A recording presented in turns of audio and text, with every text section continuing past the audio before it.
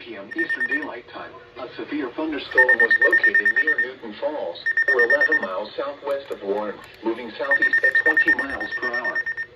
Hazard, 60 miles per hour wind gusts and quarter-size hail. Source, radar indicated. Impact, minor damage to vehicles is possible. Expect damage to trees and power lines. Locations impacted include Youngstown, Salem, Boardman, Campbell, Canfield, Lordstown, Austintown, Struthers, Ellsworth, Craig Beach, North Jackson, Berlin Center, Greenford, and Mineral Ridge. For your protection, move to an interior room on the lowest floor of the building. Repeating, a severe thunderstorm warning has been issued until 5:30 p.m. Eastern Daylight Time for the following counties in Ohio: Mahoning and Trumbull.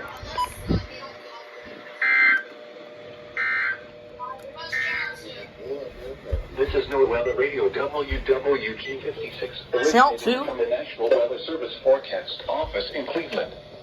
We supply the latest available information for the Mahoning Valley over station WWG56 from Youngstown on a frequency of 162.500 megahertz.